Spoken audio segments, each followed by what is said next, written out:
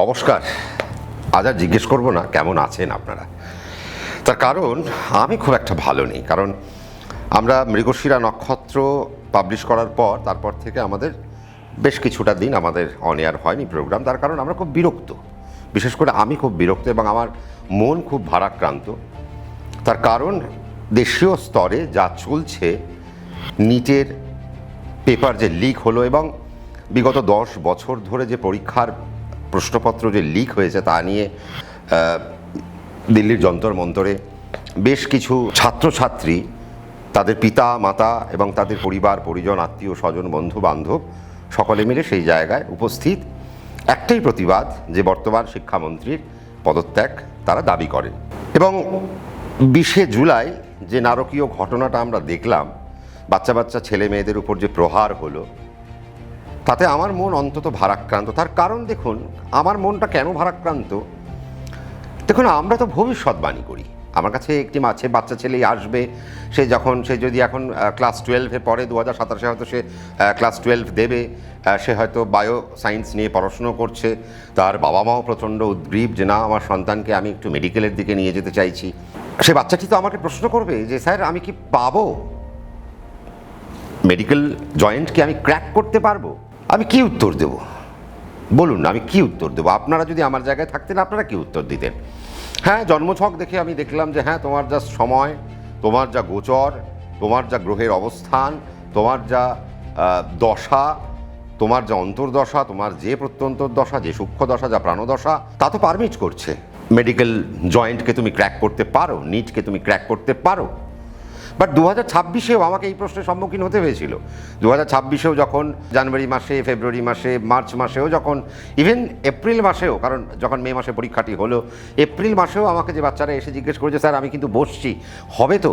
আমি তো অনেককে বলেছিলাম যে হ্যাঁ হবে, কিন্তু তারা 5 তারিখের যে পরীক্ষাটা দিল তারপর আবার মনে হয় 21শে জুন মনে হয় আবার পরীক্ষা হলো, খুব সম্ভবত দুবার হয়ে গেল, কেননা পেপার লিক হয়ে গেছে। তা আজকে ভাবুন, আপনাকে যদি দুটো পরীক্ষা দিতে বলা হয়, আপনাকে যদি দুবার অগ্নি পরীক্ষা, কারণ এগুলো তো অগ্নি পরীক্ষার সমান, কারণ এত সহজ পরীক্ষা তো নয়, সম্ভব নয়। মানে আমি সেই সমস্ত ছাত্রদেরকে প্রণাম জানাই যারা আবারও সাহস জুগিয়ে ওই একই বছর দুবার ডাক্তারির প্রবেশিকা পরীক্ষায় বসবার জন্য তারা মানসিকভাবে প্রস্তুতি নিয়ে এবং নিজেদের 100% পরীক্ষার হলে তারা দিতে পেরেছেন। তাদেরকে আমি কুর্নিশ জানাই এবং সবথেকে বড় কথা তাদেরকে আমি শতকোটি প্রণাম জানাই, কারণ এই মানসিকতা, এই পজিটিভিটি দুর্দান্ত। কিন্তু আমি যখন ওই চেয়ারে যখন বসি, সে বাচ্চাটি যখন আমার সামনের চেয়ারে বসে, সে যখন আমাকে জিজ্ঞেস করে আঙ্কেল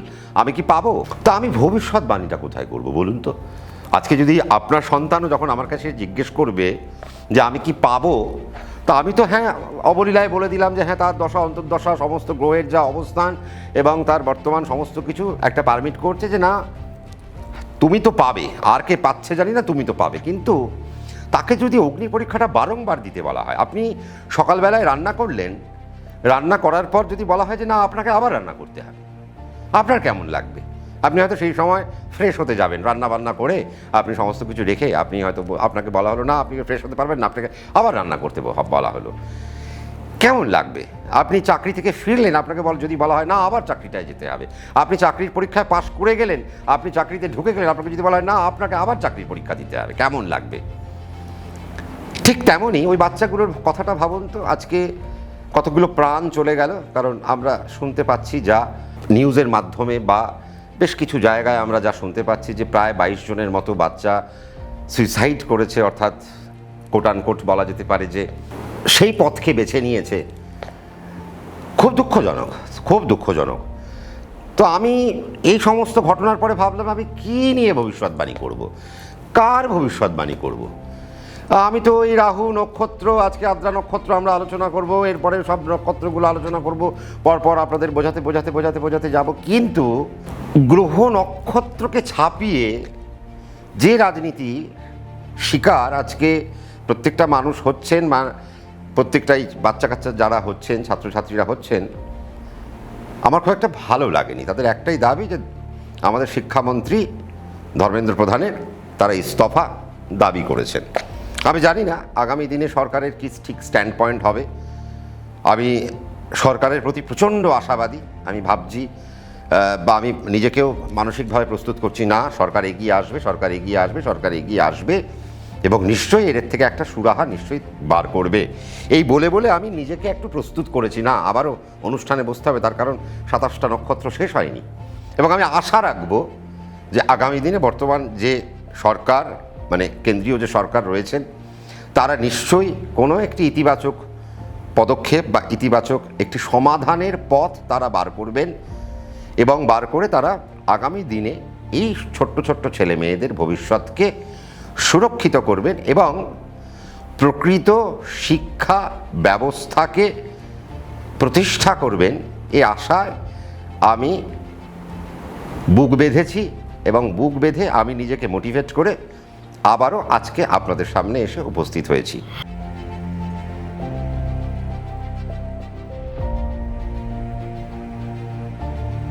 চলুন আজকে আমরা আলোচনা করব কি আদ্রা নক্ষত্র নিয়ে, অর্থাৎ এই যে বৃহস্পতি আর শনির যে ট্রানজিট, এই শনি আর বৃহস্পতির ট্রানজিটে আদ্রা নক্ষত্রের জাতক জাতিকারা কেমন থাকবেন। অর্থাৎ এই আদ্রা নক্ষত্রকে কোথায় পাওয়া যায়? মিথুন রাশিতে পাওয়া যায়। মিথুন রাশি বায়ুতত্ত্বের একটি রাশি। আজকে যদি আপনার আদ্রা নক্ষত্র মানে আপনার রাহুর নক্ষত্রে জন্ম হয়েছে, আপনার রাশি সাপেক্ষে বৃহস্পতি সপ্তমপতি, বৃহস্পতি দশমপতি, আপনার বিবাহ কারক গ্রহ, আপনার প্রফেশনের কারক গ্রহ, আপনার রুটি রোজগারের কারক গ্রহ, আপনার ব্রেড অ্যান্ড বাটারের কারক গ্রহ, আপনার কর্মাধিপতি, আপনার তিনি কর্ম দেখছেন, আপনার কেমন কর্ম হবে, কি ধরনের কর্ম পরিবর্তন হবে কিনা, বা এখন আপনি কর্ম পরিবর্তন করতে পারবেন কি পারবেন না ইত্যাদি নানাবিধ দিক বৃহস্পতি আপনার রাশি সাপেক্ষে দেখছে। তার কারণ বৃহস্পতি আপনার সপ্তমপতি, আপনার দশমপতি। আবার শনি আপনার অষ্টমপতি এবং নবমপতি, তার মানে শনি আপনার বাধকপতিও আবার ভাগ্যপতিও, তার মানে তিনি রক্ষকও, তিনি আবার ভক্ষক নয়, তিনি বাধক। কারণ মারকপতি সাধারণত ভক্ষক হিসেবে আমরা জানি। আজকে যদি আদ্রা নক্ষত্র থেকে আমরা বিচার করি তাহলে দেখব যে রাহু, বৃহস্পতি, শনি, বুধ, তার মানে আমরা দেখব যে রাহুর নক্ষত্রকে থেকে বৃহস্পতির নক্ষত্র হলো সম্পদ, তারপরে শনির নক্ষত্র বিপদ, আর বুধের নক্ষত্র হলো ক্ষেম। একটি মাত্র নক্ষত্র বিপদ, সেটা হলো কে? শনির নক্ষত্র। শনি জলরাশিতে বসে আছে, পূর্ব ভাদ্রপদ, উত্তর ভাদ্রপদ আর রেবতী, তার মানে মীন রাশিতে বসে রয়েছেন এবং মীন রাশিতে এই তিনটি নক্ষত্রকেই পাওয়া যায়। বৃহস্পতি কর্কট রাশিতে অবস্থান করছে, কর্কট রাশিতেও বৃহস্পতির নক্ষত্র পুনর্বসু, শনির নক্ষত্র পুষ্যা, বুধের নক্ষত্র অশ্লেষা, এই তিন নক্ষত্রকে পাওয়া যায়। তাহলে আজকে এই বৃহস্পতি আর শনির ট্রানজিট আপনাদের ক্ষেত্রে অর্থাৎ আদ্রা নক্ষত্রের ক্ষেত্রে ঠিক কতটা সুখকর। দেখুন আমরা কি বললাম, একটি হলো আপনার সম্পদ নক্ষত্র, একটি হলো আপনার বিপদ নক্ষত্র, একটি হলো আপনার ক্ষেম নক্ষত্র। সম্পদ তারা, একটি বিপদ তারা, একটি ক্ষেম তারা। ক্ষেম মানে জনকল্যাণমূলক বা যেখানে সব কিছুই কল্যাণকর, যেখানে সব কিছুই ভালো হয়। সম্পদ মানে যেখানে আমরা সম্পদশালী হতে পারি বা যেখানে আমরা অনেক বেনিফিট পেতে পারি। বিপদ মানে যে জায়গাটা আমাদের এড়ানো উচিত, এই জায়গায় গেলে আমার বিপদ হতে পারে, বা প্ল্যানেট যখন ওই তারার উপর দিয়ে যাবে ততক্ষণ পর্যন্ত আমাদেরকে সাবধান থাকতে হবে। সে আমরা ইনভেস্ট করব না, আমরা ভালো কিছু কাজ করব না, আমরা প্রমোশন নেব না, আমরা চাকরি পরিবর্তন করব না, আমরা স্থান পরিবর্তন করব না, আমরা নতুন কোনো প্ল্যান সেই সময় এক্সিকিউট করব না। এইগুলো আমাদের মধ্যে সাধারণত বোঝায় এই তারা ওয়াইজ। আজকে দেখুন বৃহস্পতি, যদি আমরা প্রথমে বৃহস্পতিকে নিয়ে আলোচনা করি তাহলে দেখুন বৃহস্পতি আর বা আমরা বৃহস্পতি শনিকে যদি প্রাথমিকভাবে একটা আলোচনা করি যে এই দুটি জলতত্ত্বেই তিনটি নক্ষত্র পাওয়া যায়, বৃহস্পতির নক্ষত্র, শনির নক্ষত্র, বুধের নক্ষত্র। তার মানে শনি মীন রাশিতে বসে যে তিনটি নক্ষত্র পার করবেন, বৃহস্পতিও কর্কট রাশিতে বসে সেই তিনটি নক্ষত্রই পার করবেন। তার মানে এই খেলাটা একটা বছর ধরে, আগামী বছর প্রায় জুন মাস ধরে চলতে থাকবে। আপনাদেরকে দাঁড়াতে হবে ঠিক কোন সময়, যখন শনির মতো প্ল্যানেট বা যখন বৃহস্পতির মতো প্ল্যানেট, বৃহস্পতি ধরুন পুষ্যা নক্ষত্রে থাকবে বা শনি উত্তর ভাদ্রপদ নক্ষত্রে থাকবে। কেন?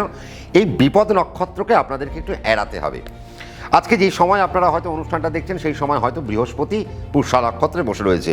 এবার বৃহস্পতিকে দিয়ে যদি আমি আদ্রা নক্ষত্রকে বোঝাই, তার মানে আপনার সপ্তম আর আপনার দশম, তার মানে আপনার কর্মপতি, আপনার বিবাহের কারক গ্রহ, আপনার রুটি রোজগারের কারক গ্রহ, আপনার ব্রেড অ্যান্ড বাটারের কারক গ্রহ, আপনার কর্মের দিক কি হতে পারে বা আপনার কর্মের প্রকৃতি কি হতে পারে তার কারক গ্রহ কে?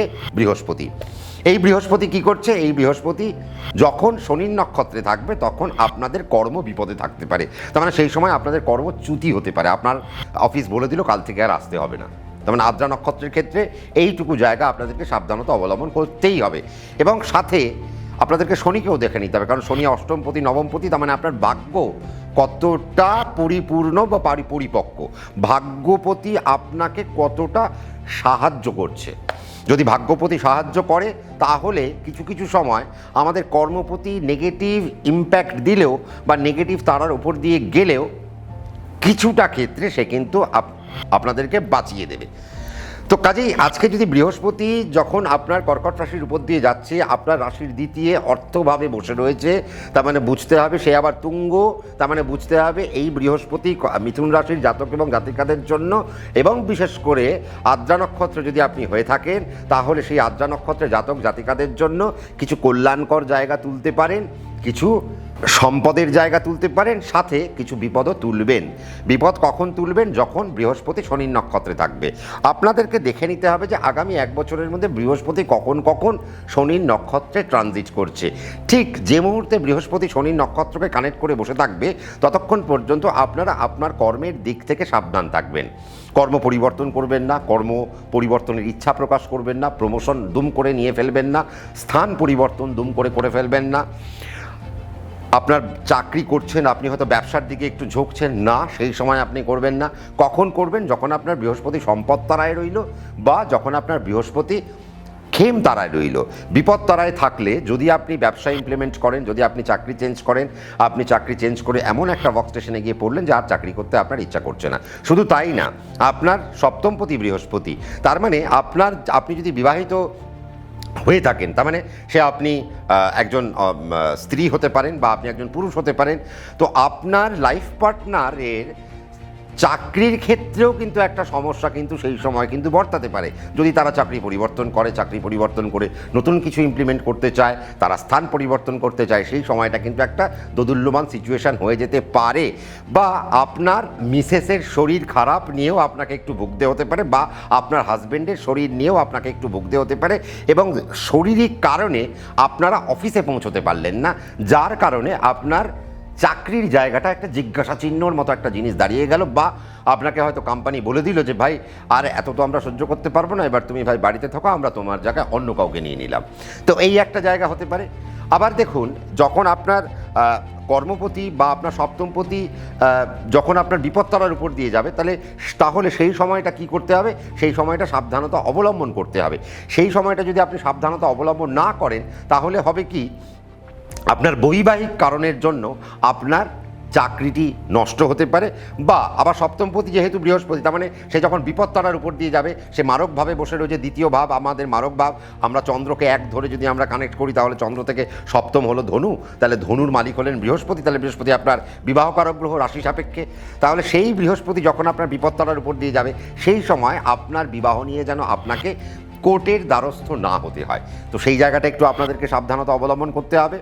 কর্ম পরিবর্তন করবেন, কখন করবেন? দেখুন, আদ্রা নক্ষত্রের জন্য কিন্তু শুধুমাত্র ওই বিপদ তারার বাদ দিলে পরে আপনাদের কিন্তু এই মুহূর্তে ভালো চাকরির পরিবর্তন হবে, ভালো চাকরির খবর পাবেন।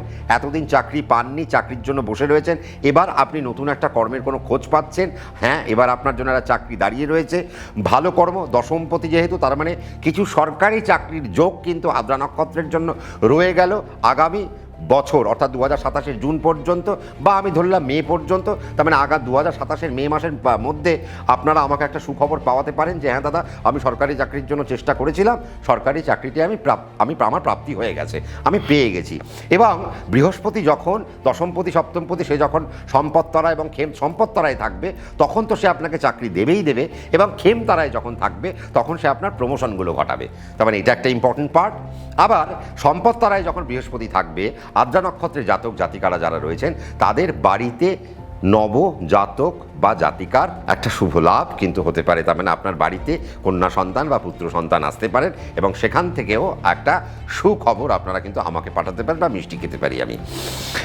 এবার আসি শনির ক্ষেত্রে। দেখুন, শনি আপনার অষ্টমপতি, তার মানে আপনার শনি রোগ, ঋণ, রিপু, জ্বালা তা কিন্তু নয়। এখানে শনি শুধু আপনার দুরারোগ্য ব্যাধির কারক গ্রহ।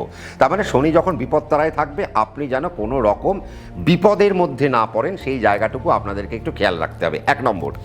আর 2 নম্বর কথা হচ্ছে যে এই শনি যখন বিপদতারায় থাকবে, আদ্রা নক্ষত্রের জাতক জাতিকারা প্লিজ দয়া করে কোনো রকম সম্পত্তি ক্রয় করার দিকে আপনারা কিন্তু যাবেন না।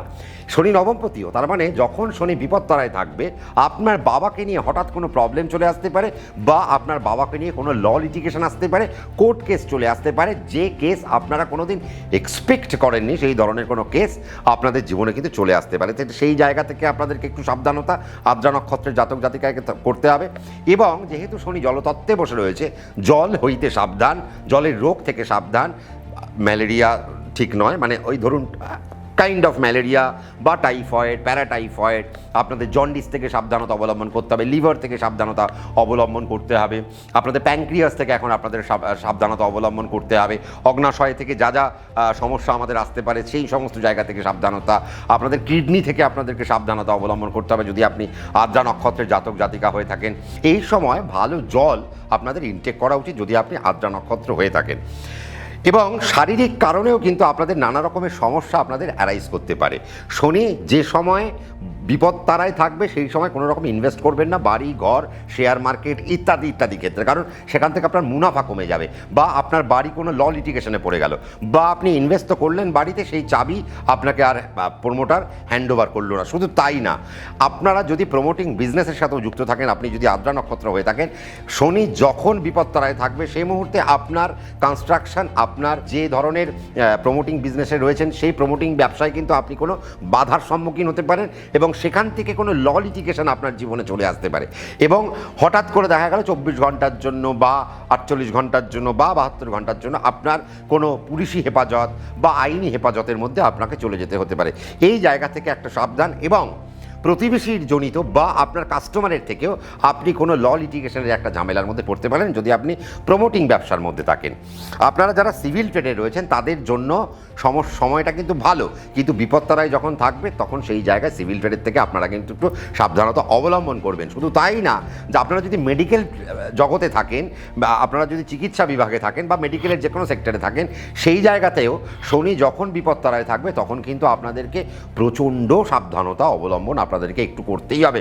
কারণ সেখানে আপনাদের দ্বারা কোনো ভুল ট্রিটমেন্ট হতে পারে, আপনার ট্রিটমেন্টের জন্য আপনার এগেনস্টে চলে যেতে পারে আপনার ক্লায়েন্ট, এবং সেখান থেকে আপনার একটা মানহানি, বা সেখান থেকে আপনার একটা সমস্যা, আপনার একটা আইনের জটিলতা ইত্যাদি ইত্যাদি সমস্যা। এবং আপনার বাবার জায়গা থেকেও একটু সাবধানতা আদ্রা নক্ষত্রের জাতক জাতিকাকে সাবধানতা অবলম্বন করতেই হবে, এটা তো বলাই বাহুল্য। বাকি আপনি কিন্তু বাড়ি ঘরে ইনভেস্ট করবেন, আপনি এখন সম্পদ অ্যাকোয়ার করবেন, কারণ আদ্রা নক্ষত্রের এখন কিন্তু বাড়ি ঘর, বিষয় আশয়, সম্পদ ইত্যাদি ইত্যাদি অ্যাকোয়ার করার সময়। শুধু তাই নয়, কর্ম নিয়ে বিদেশে যাওয়ার সময়। শুধু তাই নয়, অষ্টমপতি এখন দশমে বসে রয়েছে, তার মানে বুঝতে হবে বৃহস্পতির দৃষ্টিও তার উপর পড়ে রয়েছে, তার মানে বুঝতে হবে আপনারা কোনো রিসার্চের দিকে আপনারা এখন এগোতে পারেন। এবং ওই বিপত্তারায় যদি থাকে তাহলে আপনার রিসার্চ আটকে যেতে পারে, আবার বিপত্তারায় যখন যদি না থাকে তাহলে আপনার রিসার্চ ফুলে ফেপে ঢোল হয়ে যেতে পারে, আপনার রিসার্চ অ্যাপ্রুভড হয়ে যেতে পারে, আপনি রিসার্চ স্কলার হিসেবে একজন সমাজে প্রতিষ্ঠিত একটা জায়গা কিন্তু আপনারা করে নিতে পারেন। তো সেই রকম জায়গাও কিন্তু আমরা দেখছি।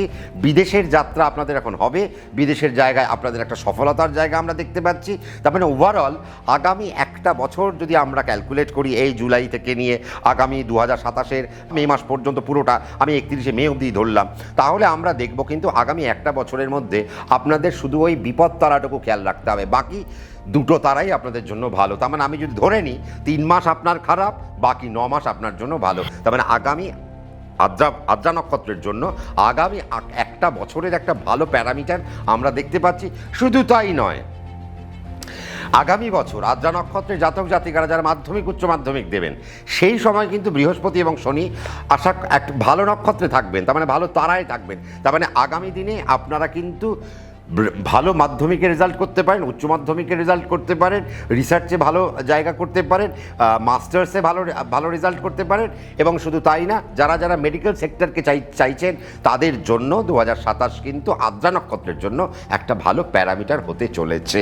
একটাই আমার সাজেশন, আগামী 1 বছর আপনারা লাইট কালারের জামা কাপড় পরুন, ব্ল্যাক বাদ দেবেন, যদি গ্রিন পড়েন, লেমন গ্রিন আপনাদের জন্য ভীষণ ভালো, লাইট পিঙ্ক আপনাদের জন্য ভীষণ ভালো হতে পারে, গ্রে আপনারা পরবেন না, আর ডার্ক কালার আপনারা এখন একটু অ্যাভয়েড করবেন।